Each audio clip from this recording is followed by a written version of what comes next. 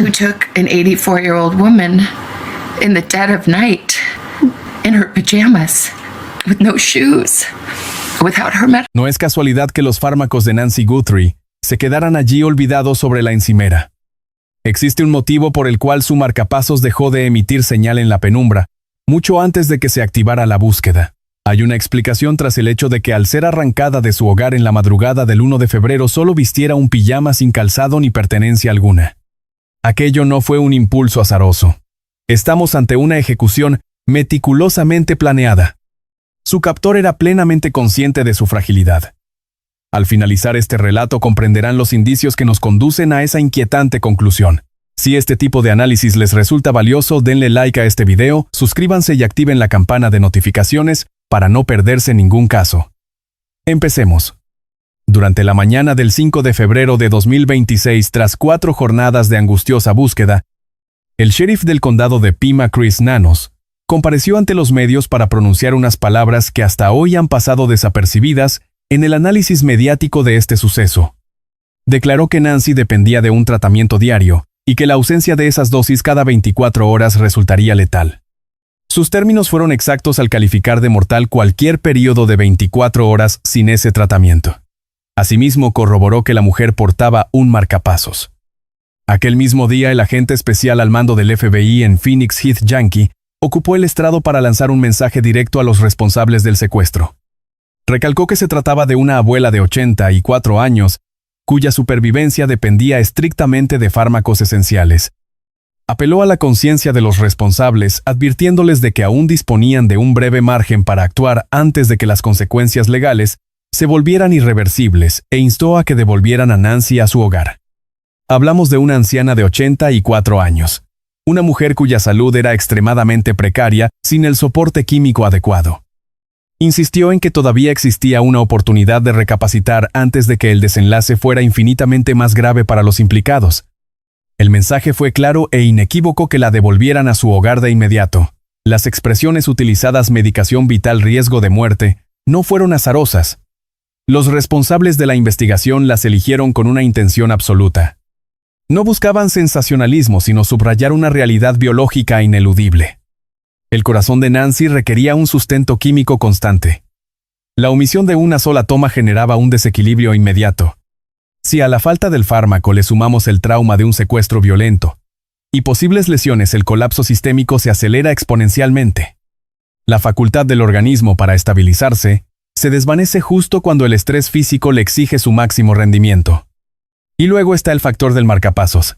Este dispositivo no es un mero adorno ni un sistema pasivo. Se trata de un mecanismo eléctrico implantado que emite impulsos rítmicos precisos para gobernar un corazón incapaz de latir por sí solo. Su función no es sustituir al órgano, sino tutelar su actividad de forma artificial. Supervisa la vida en tiempo real sin descanso. El modelo de Nancy se sincronizaba con su teléfono mediante una aplicación de monitorización médica. Ese vínculo digital no era una herramienta de rastreo policial, sino la base del seguimiento clínico de su dolencia cardíaca. En el instante en que cesó la comunicación con el teléfono, el marcapasos no se detuvo, pero toda la estructura de supervisión externa se quebró. El móvil con el que debía enlazarse se quedó abandonado dentro de la casa. Al ser interrogado sobre el estado de la víctima varios días después, el sheriff Nanos fue categórico. Señaló que en su opinión la salud de Nancy se deterioraba por momentos. Reconoció públicamente que ella necesitaba medicarse y que no tenía constancia alguna de que sus captores se la estuvieran suministrando. Un alto cargo policial, admitiendo públicamente casi una semana después del rapto que ignoraba por completo si la víctima recibía su tratamiento vital. Analicen esto no como una súplica sentimental, sino como una cruda declaración de la situación operativa. Transcurridas 96 horas, los responsables tenían en su poder las recetas y dosis exactas, o bien no tenían absolutamente nada. Carecían de su historial clínico y del acceso a su farmacia habitual. No existe registro de que nadie adquiriera fármacos para una mujer de 84 años en Tucson tras el 1 de febrero. Tampoco hubo rastro de ella en ningún centro sanitario. La deducción más lógica y fría es que los fármacos nunca llegaron a sus manos ni fueron administrados. Pero el problema trascendía el marcapasos y la química farmacéutica. En una entrevista posterior, Savannah Guthrie detalló el estado físico de su madre, despejando cualquier duda sobre su extrema vulnerabilidad. reveló que su madre sufría dolores crónicos punzantes y que su espalda estaba en condiciones deplorables. En lo que ella misma describía como un buen día, Nancy apenas lograba llegar al buzón para recoger el correo. La mayoría de las jornadas, ni siquiera eso era posible. El sheriff fue aún más directo ante los medios nacionales, precisando que Nancy era incapaz de recorrer ni 50 yardas sin asistencia. 50 yardas. Menos de la mitad de un campo de fútbol. Ese es el perfil clínico de la persona sustraída antes del amanecer. Una mujer cuyo mundo se limitaba en el mejor de los casos al borde de su propio sendero de entrada. Alguien para quien su régimen de pastillas marcaba la línea roja entre la estabilidad y una degradación orgánica mortal. Fue arrastrada a la gélida noche del desierto de Arizona, sin el equipamiento biológico básico que su cuerpo exigía para seguir latiendo. Es en este punto donde el cronograma de los hechos se transforma en la clave de la investigación criminal. El 31 de enero, el sábado previo a su desaparición, Nancy abandonó su domicilio en un transporte privado sobre las 17:30 y 2 de la tarde para cenar con su hija Annie. Un dato que la oficina del sheriff confirmó oficialmente. Annie y su esposo Tommaso Cioni residen en esa misma zona residencial de Tucson. Aquella velada transcurrió sin mayor novedad. Una cena tranquila, tiempo compartido en familia, el tipo de sábado noche que una mujer de 84 años con medio siglo habitando esas colinas áridas habría repetido cientos de veces. Cerca de las 9:48, según el cronograma que el sheriff Nanos expuso ante la prensa, Cioni la acompañó de vuelta a su hogar. El departamento del sheriff ratificó que la puerta de su garaje se cerró a las 9:50. Nanos detalló que Cioni se aseguró de que ella estuviera a salvo dentro antes de marcharse. Se trata de una declaración oficial contrastada y verificada por el propio investigador principal del caso. El último testigo que vio a Nancy Guthrie antes de su desaparición la observó entrar en la vivienda y se alejó en su vehículo. A partir de ahí, los registros públicos sugieren que la noche terminó con normalidad. Sin embargo, a la 1:47 de la madrugada del 1 de febrero, su cámara de seguridad se desconectó. No se ha confirmado oficialmente si aquel apagón fue fruto de una manipulación física o de un fallo técnico imprevisto. Lo que sí es una certeza es que un individuo oculto tras una máscara fue detectado en el perímetro. Las grabaciones lo capturaron en la propiedad usando las hojas de una maceta del porche para tapar el objetivo, improvisando una solución ante un obstáculo que no había previsto de antemano. Tras el fundido a negro a la 1:47, el sistema registró actividad de nuevo sobre las 2:12 de la mañana. El software de detección de presencia del timbre inteligente detectó movimiento físico dentro de la finca. No se conservan imágenes de ese instante. Nancy no tenía activa la suscripción necesaria para almacenar el metraje de su dispositivo Nest. Sin ese servicio de pago, los videos no se mantienen más allá de una ventana de tiempo extremadamente breve. Para cuando los inspectores llegaron esa tarde, cualquier rastro de lo que los sensores percibieron a las 2:12 se había esfumado. Lograr recuperar cualquier fragmento de video de aquel aparato se convirtió en uno de los hitos forenses más determinantes de toda la investigación. El FBI, en colaboración con socios tecnológicos privados, logró excavar lo que el director Kash Patel describió como datos residuales del sistema. Archivos que cualquier usuario consideraría eliminados para siempre, pero que persistían en capas profundas de la arquitectura del dispositivo que aún no habían sido sobreescritas. Mediante este complejo proceso de extracción, los agentes recuperaron la imagen del sospechoso enmascarado frente a la puerta principal. El FBI difundió esas capturas el 10 de febrero, 9 días tras el rapto, y publicó su perfil físico el día 12. Al filo de las 2:28 de la madrugada, en un dato confirmado por Nanos y reportado de forma unánime por la prensa, el marcapasos de Nancy dejó de comunicarse con su teléfono móvil. Esa representa la última señal de vida digital de cualquier aparato vinculado a ella. Su terminal telefónico fue hallado después en el interior de la casa. La desconexión del marcapasos con la aplicación de control no fue provocada por un desplazamiento del teléfono. El móvil no se movió de su sitio. Algo distinto y mucho más definitivo cambió a las 2:28. El aparato, que reposaba en un cargador o una mesilla sin que nadie lo tocara, dejó de recibir datos del dispositivo en su pecho. En ese preciso instante, Nancy Guthrie se desvaneció de todo registro digital. Entre la 1:47 y las 2:28 de la mañana se abre una ventana de 41 minutos. El tiempo que alguien empleó para entrar en casa de Nancy y llevársela. Salió de allí probablemente con vida, pero los restos de sangre en el porche confirman que hubo violencia en ese intervalo. El reloj que marcaba el tiempo desde su última dosis de medicación cardíaca empezó a correr a las 2:28, y nadie que pudiera haber detenido esa cuenta atrás sabría que debía buscarla hasta pasadas otras 10 horas críticas. La Policía Federal hizo públicas las capturas de la cámara el 10 de febrero y un retrato físico más detallado el 12. Se describió al sujeto como un varón de entre 1,75 m y 1,78 m de estatura con una constitución física normal. Bajo la máscara se apreciaba un bigote negro. Llevaba guantes y vestimentas de colores oscuros.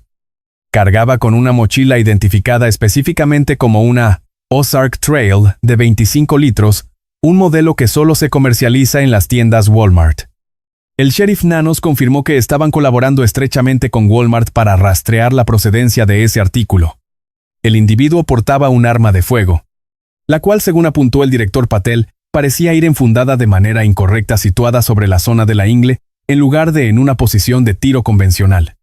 El agente retirado del FBI, Andrew Bringwell, analizó las imágenes para la revista Newsweek, señalando que el sospechoso no parecía un criminal profesional tanto por su lenguaje corporal como por su torpe improvisación. Bringwell remarcó que su forma de avanzar hacia la vivienda sugería que no tenía nada clara la ubicación de la cámara hasta que estuvo prácticamente encima de ella. Una vez que la identificó, echó mano de las plantas de una maceta cercana en lugar de traer consigo una herramienta de sabotaje preparada. Estaba improvisando sobre la marcha, aunque Bringwell también fue tajante al afirmar que no se trataba de alguien que pasara por allí de casualidad. La preparación previa era evidente: guantes, máscara, arma y mochila. Esas no son decisiones que se toman de forma espontánea frente a una puerta, sino determinaciones frías tomadas mucho antes de salir de su punto de origen. Aldin Meister, residente de la zona de Catalina Foothills durante casi 30 años, relató al periodista Brian Anton en un podcast que había divisado a un individuo sospechoso en los días previos. Lo observó desde su baño un hombre encorvado con el sombrero calado y ropa común. La presencia de aquel hombre le resultó inmediatamente sospechosa. Era una figura que no encajaba en aquel entorno residencial, aunque en ese instante decidió no intervenir. El 1 de febrero comprendió finalmente la naturaleza de lo que había presenciado. Morgan Wright, experto en casos sin resolver con 18 años de experiencia policial, planteó en marzo una cuestión inquietante sobre el conocimiento previo del vecindario. Tras 40 días en la zona, él mismo reconoció que aún necesitaba mapas para localizar la casa de Nancy. Quien llegó a esa puerta a la 1:47 sabía exactamente a dónde iba. Un detalle obsesiona a los analistas: el intruso despreció cualquier objeto de valor económico. Dejaron su teléfono inteligente, su bolso y su cartera con todo su contenido. Ignoraron su reloj y sus llaves. El sujeto no buscaba nada para vender o empeñar. Lo único que desapareció de la residencia aquella mañana fue la propia Nancy Guthrie. Las posteriores notas de rescate sugirieron a los investigadores un móvil meramente financiero. El Buró Federal confirmó que se enviaron misivas a diversos medios de comunicación. Exigían millones en Bitcoin para las 5 de la tarde del 5 de febrero. El agente Heath Yankee confirmó que una nota citaba detalles privados de la vivienda. Ese conocimiento interno fue interpretado como una señal de autenticidad por los investigadores. Eran datos sobre el interior de la propiedad que no eran de dominio público. Savannah Guthrie cree que al menos 2 de las notas recibidas eran reales. Pero la lógica del rescate impone una realidad que los analistas deben afrontar.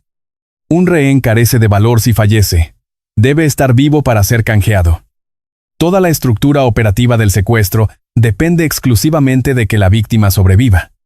Se requiere a alguien que pueda ser presentado como prueba fehaciente de vida. El protocolo federal es tajante: jamás pagar sin pruebas de vida. Aquí no hubo ninguna. Ni fotos, ni audios, ni videos que garantizaran que Nancy seguía respirando tras su captura. ¿Por qué alguien diseñaría un secuestro llevándose a la víctima sin su medicación cardíaca? El análisis genético confirmó que la sangre hallada en el porche era de Nancy. El sheriff lo confirmó públicamente. Los restos presentaban un patrón forense muy específico. El Dr. Michael Benn, patólogo forense, examinó minuciosamente las imágenes de la escena. Describió gotas de fluido biológico que presentaban centros llamativamente pálidos. Son manchas anulares que ocurren cuando la sangre sale mezclada con aire al exhalar. Su ubicación exterior indica un escenario de abducción violenta, no un simple tropiezo. La geometría de esa sangre narra la crónica exacta de lo ocurrido en el rellano. Maureen O'Connell, agente jubilada, centró su análisis en un aspecto que muchos ignoraron: la ausencia total de vacíos dentro del patrón de salpicaduras en la entrada. Un vacío es un hueco en el rastro donde algo bloqueó la trayectoria del fluido. Ocurre cuando un pie o una extremidad se mueven bajo la sangre que cae. Los vacíos son indicadores de movilidad propia del individuo herido durante el ataque. O'Connell duda que Nancy saliera caminando. La falta de esos espacios sugiere inmovilidad. El fluido cayó mientras ella estaba quieta o mientras era trasladada en peso. Andrew Bringwell reconstruyó el significado de estas evidencias y la verdadera intención criminal. Sugirió que la mochila del sospechoso era para el botín o para instrumentos de sujeción. Analizó la presencia del arma, los guantes y la nula sustracción de bienes materiales. Conclusión: pretendían secuestrar a la señora Guthrie, pero la violencia se desató inesperadamente. Estaba herida, pero conservaba la vida. Bringwell fue muy claro sobre lo que aquello implicaba para la investigación. Si el objetivo hubiera sido el asesinato, el sospechoso portaba el arma, y pudo haberla empleado en cualquier instante, pero no lo hizo. No rehuía la violencia, las pruebas confirman que la hirió, pero no la ejecutó. Sin embargo, el plan inicial contemplaba un rehén con vida, no un cadáver. Fue entonces cuando Bringwell ofreció la que, a juicio de muchos analistas, es la lectura más reveladora de lo ocurrido en aquel porche. Según su análisis, el captor cometió un error de cálculo fundamental: subestimó a Nancy Guthrie. Señaló que ante la resistencia de la víctima, el sospechoso respondió con agresividad. La gravedad de esas lesiones, sumada a su precario estado de salud, pudo desencadenar un desenlace que el sujeto jamás previó. Ella se defendió. Una mujer de 84 años, incapaz de caminar ni 50 metros por su propia cuenta, cuyo dolor crónico de espalda reducía su universo cotidiano al límite que marcaba el buzón de correos, y cuyo corazón dependía del ritmo impuesto por un dispositivo eléctrico implantado en su pecho. Cuando un encapuchado armado irrumpió en su alcoba bajo el manto de la noche, la sangre hallada en el porche se convirtió en la crónica de su lucha. No se dejó llevar sin oponer resistencia. Esa mujer a la que Savannah describía como inquebrantable, la misma que sacó adelante a 3 hijos en soledad, tras enviudar, aquella que sobrevivió a 50 años de calor desértico, de ausencias y de fe entre esos muros. Ella plantó cara. Y fuera cual fuese la fuerza empleada para doblegarla, dejó un rastro hemático en el porche que el Dr. Ben calificó como una escena nada inocente. Un patrón de manchas que, según O'Connell, cuadraba con el traslado de un cuerpo a rastras o en brazos, no caminando por su propio pie. Aquello transformó el rapto en una carrera contra el tiempo antes de salir de la finca. El 26 de marzo, tras 58 días de búsqueda, Savannah Guthrie se sentó ante la conductora del programa Today para ofrecer su primera entrevista oficial tras la desaparición de su madre. El exagente del FBI, Harry Tritas, declaró a Yahoo News que en casos de esta relevancia, el momento elegido para estas apariciones nunca es fruto del azar, basándose en su trayectoria profesional. Estas intervenciones suelen pactarse entre los investigadores y la familia, como una maniobra calculada para mantener el foco mediático, fomentar la colaboración ciudadana y filtrar datos concretos en el instante preciso. De ser así, cada palabra de Savannah fue escrutada previamente. En este punto del análisis les hacemos una pregunta. ¿Creen que las autoridades retuvieron deliberadamente información clave que el público aún no conoce? Déjenos su teoría en los comentarios. Relató cómo aquella mañana la familia llegó a la casa de su madre y percibió que algo no encajaba. Las puertas traseras estaban abiertas, había restos de sangre en el umbral delantero. La cámara de seguridad había sido arrancada, su teléfono y su bolso aún estaban allí. Al principio, ella y sus hermanos creyeron que Nancy había sufrido una crisis médica nocturna, imaginando que los sanitarios se la habían llevado en camilla por detrás. Pero allí estaban sus pertenencias intactas esperándola. Aquella teoría inicial se desmoronó bajo el peso abrumador de lo que la escena revelaba en realidad. Después narró lo surrealista que resultaba grabar llamamientos desesperados dirigidos a quienquiera que tuviera retenida a su madre. Y fue justo en medio de ese relato cuando pronunció unas palabras que obligaron a los expertos del FBI a detener la grabación y rebobinar la entrevista una y otra vez. Afirmó que se la llevaron en plena madrugada en pijama, descalza y sin su medicación, en pijama y sin zapatos. El ex agente especial Stuart Kaplan, veterano de investigaciones de alto perfil a nivel federal, intervino en declaraciones a los medios de comunicación esa misma semana señalando que él y sus colegas desmenuzaron minuciosamente cada segundo de la entrevista de Savannah. El detalle que los detuvo en seco fue precisamente aquel. Señaló que Savannah aportó datos demasiado precisos que su madre salió de casa en pijama y con los pies desnudos. ¿Cómo podía saber Savannah con tal certeza el atuendo exacto que vestía su madre en el momento en que abandonó la casa? Aquello lo llevó a concluir que la policía debía de poseer grabaciones que sencillamente no habían querido hacer públicas todavía. La deducción es quirúrgica, y debe decirse con claridad ninguna de las imágenes difundidas hasta ahora muestra a Nancy Guthrie en ese estado. Los videos del timbre captan al sospechoso acercándose a la entrada, pero en ningún momento se ve el secuestro de Nancy. No existe constancia en el registro público que determine qué ropa llevaba puesta cuando la sacaron a la fuerza de su hogar.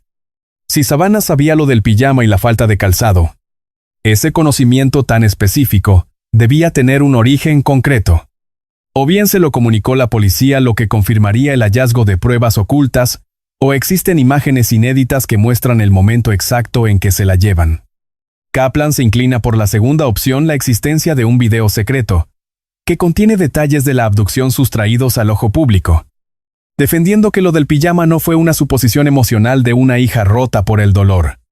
Era un hecho material corroborado mediante evidencias. Trompas, por el contrario, lo interpreta como un despliegue estratégico. Si la entrevista fue coordinada con la policía, revelar ese detalle fue una elección deliberada, información filtrada porque los investigadores querían que se supiera. Tal vez con la esperanza de activar la memoria de algún testigo que viera a Nancy aquella fatídica mañana. O quizá para delimitar los detalles del vehículo o el trayecto que algún testigo pudiese asociar con una mujer en pijama siendo trasladada entre las sombras. Ya fuese fruto de grabaciones nunca reveladas o de una filtración de datos meticulosamente orquestada. La deducción final no varía. El registro oficial de este expediente continúa presentando lagunas inquietantes. Existen hallazgos sobre las primeras horas del 1 de febrero que los investigadores mantienen bajo 7 llaves lejos del escrutinio público. El contenido real de esa prueba oculta se ha erigido para los expertos en la incógnita más determinante de todo el proceso indagatorio. Ciertos sectores del periodismo reaccionaron con dureza ante las tesis de Kaplan en televisión, tachando parte de sus afirmaciones de auténtica temeridad. Ese choque de posturas consta en las actas y merece ser tenido muy en cuenta. No obstante, la deducción sobre la existencia de grabaciones secretas, si se analiza de forma aislada, resulta plenamente coherente con los protocolos habituales que rigen las investigaciones federales en curso. Esta es una visión que suscriben diversos veteranos de la ley que han desmenuzado cada arista de este enigma. Al llegar el 19 de marzo en la jornada 47 de búsqueda, no había rastro de sospechosos oficiales ni de arrestos. Los monederos de Bitcoin del rescate seguían vacíos, y las decenas de miles de pistas recibidas por el FBI no lograban materializar ningún avance. Y en los círculos más cerrados de las fuerzas de seguridad, un rumor que circulaba en voz baja empezaba a salir a la luz. Pero antes de diseccionarlo, conviene analizar el estado de las pesquisas. El teniente jubilado Randy Sutton, presente en Tucson desde los primeros compases del drama, declaró que aquel escenario debió sellarse a cal y canto la mañana del 1 de febrero, tratándolo como el crimen que los indicios sugerían. Por el contrario, la vivienda se registró a medias para ser devuelta a los familiares, siendo presentada de nuevo como escena criminal tan solo un día después. La exoficial Alisa Frankel advirtió que los vestigios digitales y las grabaciones de los videoporteros poseen un margen de recuperación ínfimo. Una vez que los datos se sobrescriben, la verdad se desvanece para siempre. Liberar el lugar antes de agotar su potencial forense pudo haber borrado de forma irreversible pistas cruciales del 1 de febrero, que ya nunca se recuperarán. Sutton fue categórico al señalar que el daño ya estaba hecho. Los agentes se ven obligados a desandar lo andado, y rehacer el trabajo jamás ofrecerá la pulcritud de haberlo ejecutado correctamente desde el inicio. El alguacil Nanos afronta críticas severas y documentadas por cómo gestionó esta investigación. El sindicato policial de Pima informó que casi la mitad de sus efectivos votaron una moción de censura contra su liderazgo. Las autoridades locales exigieron su testimonio bajo juramento, ante lo cual él manifestó su plena disposición a someterse al interrogatorio. El 12 de marzo se activó un proceso de destitución formal, señalando las negligencias en esta investigación como el motivo principal. Hablamos de un colapso institucional interno, no de meras quejas externas de carácter político o partidista. Este detalle cobra una importancia vital por una razón muy concreta en este oscuro rompecabezas. La dependencia médica de la víctima, el último registro de su marcapasos, los fármacos olvidados y la sangre en el porche. Todo estaba allí la mañana del 1 de febrero. La pulcritud con la que se procesó y documentó cada rastro determina qué hechos podrán probarse ante un juez, y qué secretos quedarán enterrados en la incertidumbre más absoluta. En este clima de tensión, Morgan Wright, figura clave en el análisis de casos sin resolver, tras 18 años de servicio como detective y patrullero estatal, compareció en un programa televisivo el 19 de marzo para verbalizar lo que muchos otros oficiales preferían callar por prudencia. Afirmó que había llegado el momento de reconocer que la investigación no podía seguir centrada exclusivamente en la búsqueda de una persona con vida. Nancy tenía 84 años, y el corazón seriamente comprometido. Sostuvo que el enfoque de las pesquisas debía dar un giro radical de forma oficial y operativa.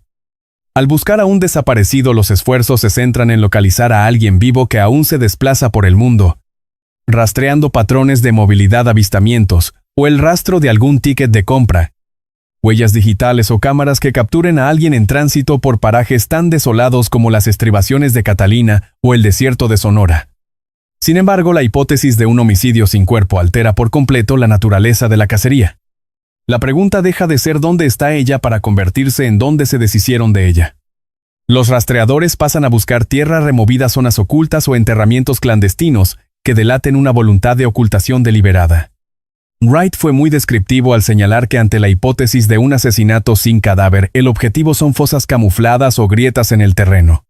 Son esas anomalías en el paisaje de las colinas las que en ese escenario exigen toda la atención de los investigadores. Descartó de forma tajante la hipótesis de que se tratara de un simple robo con un desenlace accidental. Su análisis apuntaba a una captura selectiva fallida. La intención era obtener una rehén con vida, pero la ejecución se quebró en algún punto. Introdujo además un matiz con repercusiones jurídicas directas y sombrías.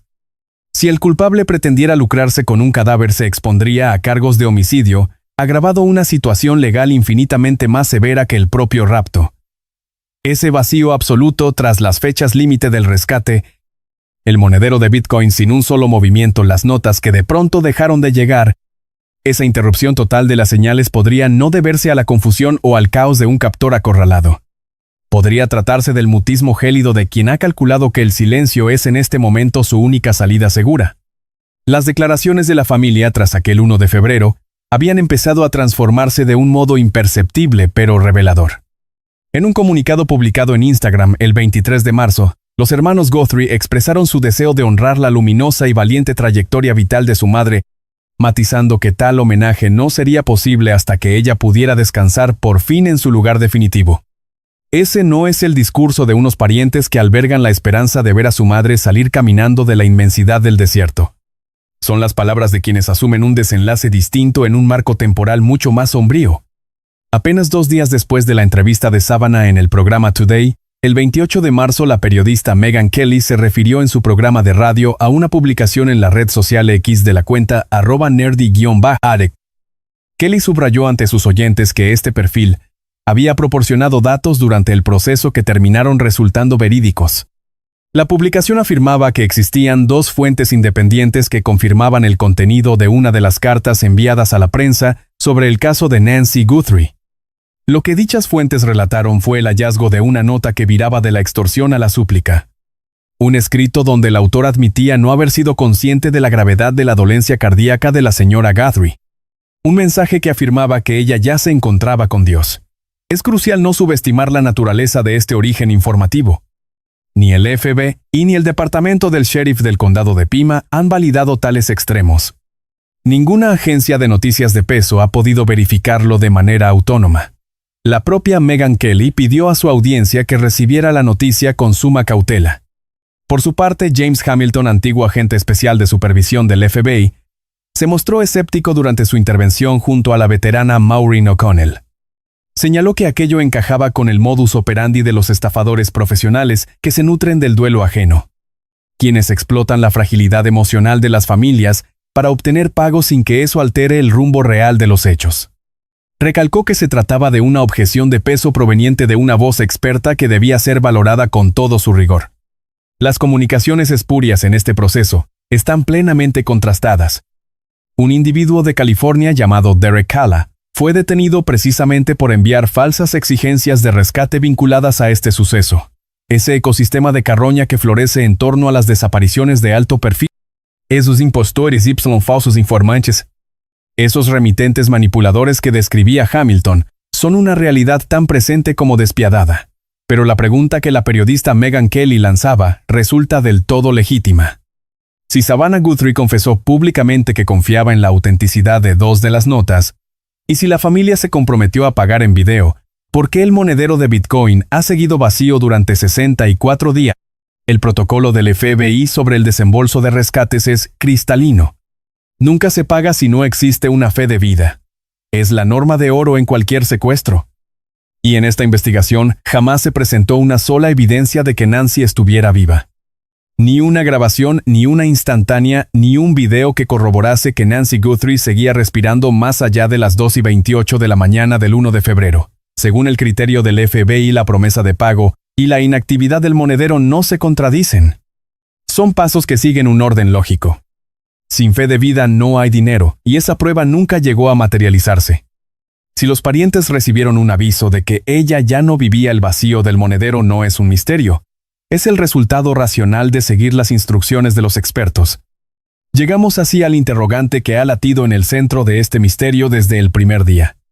Si esa nota fuera real, si alguien realmente plasmó por escrito que ignoraba lo crítico de su estado cardíaco, la respuesta es que el factor médico fue un error de cálculo. No figuraba en sus planes. Quienes secuestraron a Nancy Guthrie de su dormitorio en ropa de dormir, no calibraron lo que eso implicaba para su supervivencia inmediata. Urdieron una trama para retener a una rehén con vida y lucrarse con ello. Pero la operación se hundió por no haber realizado la comprobación más básica sobre la condición física de la persona que se llevaban. No abandonaron su medicina como una sentencia de muerte deliberada, sino porque no entendieron el precio que ella pagaría por esa ausencia. La cuenta atrás no era parte de su estrategia, fue su negligencia más atroz. Esa lectura revela algo muy concreto. Personas con la frialdad necesaria para ejecutar un asalto armado y un secuestro carecían de la lucidez necesaria para prever que una mujer de 84 años, con un marcapasos y dependiente de medicación cardíaca diaria, colapsaría de forma inminente bajo su custodia al ser privada de sus fármacos. El escenario sugiere una estrategia con un abismo letal en su núcleo. Describe a sujetos que se toparon con ese vacío cuando ya no había marcha atrás, enfrentándose a las consecuencias y optando por el silencio más absoluto. Sin embargo, las pruebas públicas no han descartado otras hipótesis y los agentes que lideran el caso mantienen todas las puertas abiertas.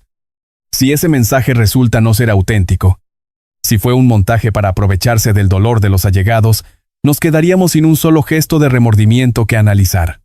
Surge entonces la duda sobre el nivel de información de los captores. Sabían exactamente qué vivienda y qué noche atacar. Dominaban el entorno para moverse entre sombras. Iban equipados guantes, máscaras, armas y una mochila preparada.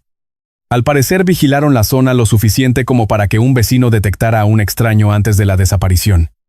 Hubo premeditación. Lo que se ignora es hasta qué punto profundizaron en su análisis. Si su plan incluía rastrear la identidad de Nancy Guthrie y sus vínculos familiares para entender su valor, es lógico preguntarse si en ese escrutinio no descubrieron también la existencia del marcapasos, sus medicinas y esa fragilidad física que la hacía dependiente de una rutina clínica rigurosa cada día. Cabe plantearse si su debilidad médica no fue un error de cálculo, sino un factor que decidieron utilizar a su favor. Quizás apartar a Nancy de su tratamiento, incomunicarla de su red de monitoreo y someterla a un estrés que aceleraría ese declive diario, fuera precisamente el objetivo inicial. Esa es la fría aritmética que justifica el enfoque de este relato. No es una sentencia firme, sino la gran incógnita que la justicia aún intenta despejar. Determinar si el destino de Nancy Guthrie, tras cruzar ese umbral, fue el fracaso de una operación o su culminación más macabra. Andrew Bringwell insinúa un error con efectos imprevistos. Morgan Wright, en cambio, propone tratarlo como un homicidio sin cuerpo y rastrear dónde fue depositada.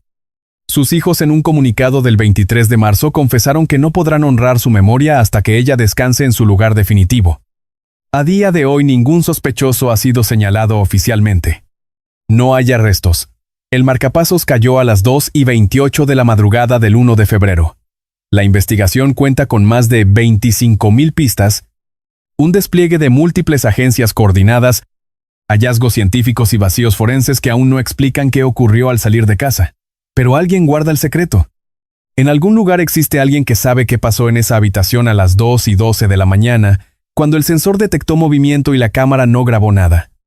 Alguien entiende el significado humano de esas gotas de sangre en el porche y conoce la ruta que tomó aquel vehículo al alejarse de Catalina Foothills bajo el manto de la noche. Según los expertos policiales, es improbable que esa carga de conciencia recaiga sobre una sola persona. En algún otro lugar, alguien custodia una pieza del puzzle desde el 1 de febrero. Una frase suelta un cambio de actitud, un detalle que hoy cobra un sentido aterrador. La recompensa de $1 millón sigue vigente. La familia Guthrie mantiene activa la oferta por cualquier dato que permita localizarla. El FBI suma otros $100,000 a la cifra. Las confidencias pueden hacerse de forma anónima al departamento del sheriff del condado de Pima o al 1-800-225-5324. Si algo de esto les resulta familiar, su llamada es vital. Nancy Guthrie nació el 27 de enero de 1944. Vivió en Tucson durante más de 50 años. Sacó adelante a 3 hijos tras quedar viuda, forjando a personas que hoy pelean por ella con toda su alma. Era fiel a su cita semanal en la iglesia. Tenía nietos que la adoraban y buscaban siempre el calor de sus besos. Según su hija, era una mujer que apenas llegaba al buzón y fue arrastrada en pijama y descalza sin su medicación antes del alba del 1 de febrero. Quienquiera que orquestara aquello, ya fuera por negligencia o con plena intención, dejó a una anciana de 84 años a merced de un cronómetro que empezó a correr cuando su corazón dejó de emitir señales. Ese reloj lleva ya 64 días corriendo y ningún sospechoso ha sido arrestado. Si este caso les hizo reflexionar, denle like, suscríbanse y activen la campana de notificaciones. La verdad sobre Nancy Guthrie merece no caer en el olvido. Los esperamos en el próximo caso.